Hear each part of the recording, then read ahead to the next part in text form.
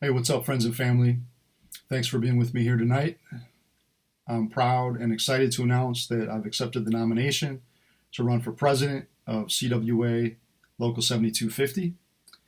And I want to take this opportunity to tell you a little bit about who I am and why I'm running for president and what my plans are, what my program is. So let's get right to it. My name is Kieran Knutson.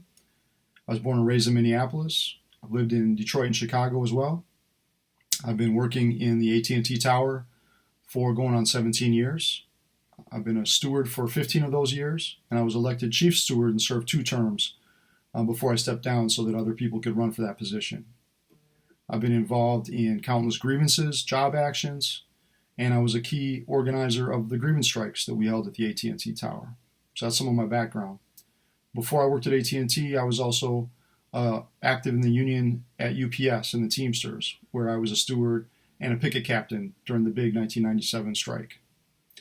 My wife Tricia is a nurse, and she's active in the Minnesota Nurses Association, their union.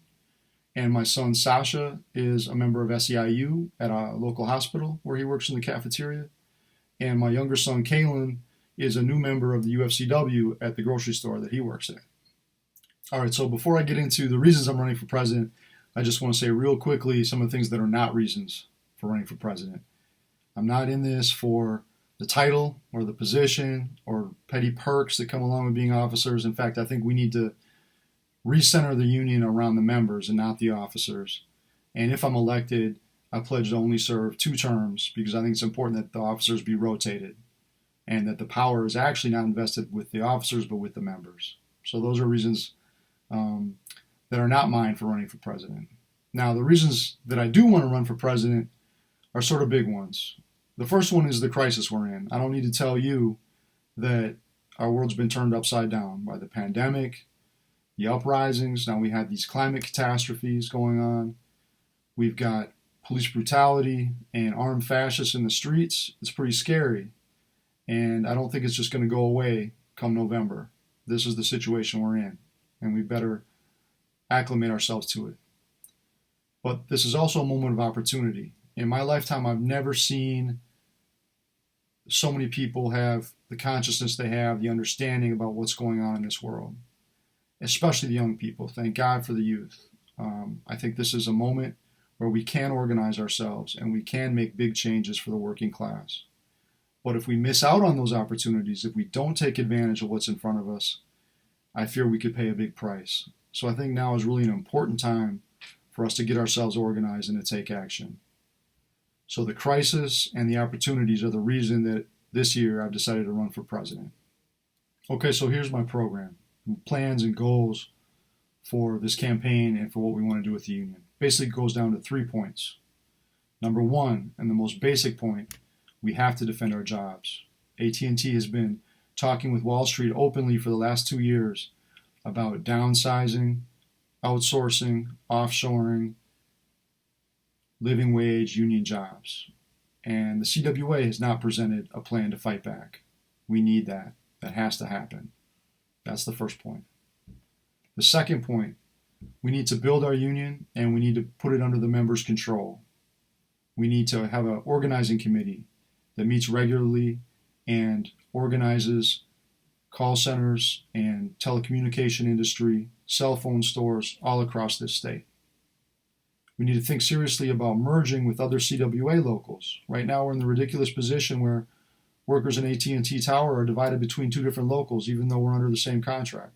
Makes no sense. We need to have serious discussions about merging to increase our strength.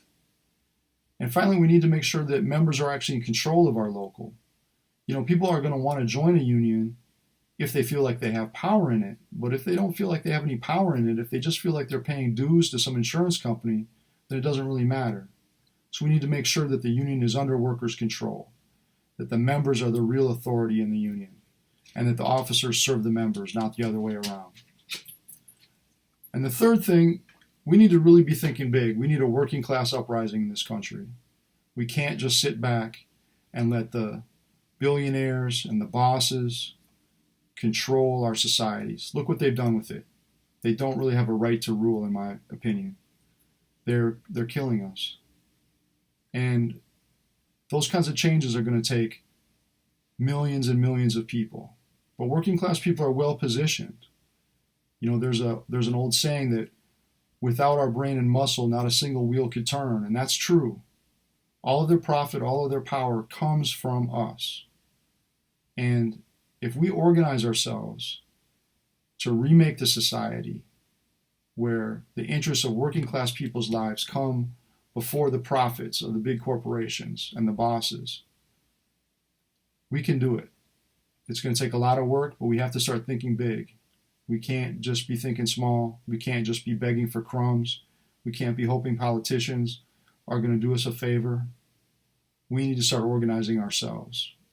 And that also means having the back of everyone else that's fighting back, whether it's Black Lives Matter, whether it's Native people who are standing up to the pipelines on their land, whether it's gay and lesbian and trans people who are defending their rights. We need to be a union that defends all parts of the working class and that is known around the city, around the state, as a group of workers who have workers' backs. That if any group of workers are fighting, if a group of Teamsters are on strike, or if the teachers are on strike, or if there's a protest against racism, or if there's a protest against homophobia, or if there's people standing up, if there's homeless people organizing themselves, we will be there with them, because an injury to one is an injury to all. That has to be our motto. So that's my program. Those are the reasons I'm running for CWA 7250 president, and that's a little bit about who I am. If you have any questions, please shoot them at me. If you like this video, please share it. I want to get the word out about the campaign, and I really appreciate your time. I got a lot of love and solidarity for you all. Thank you.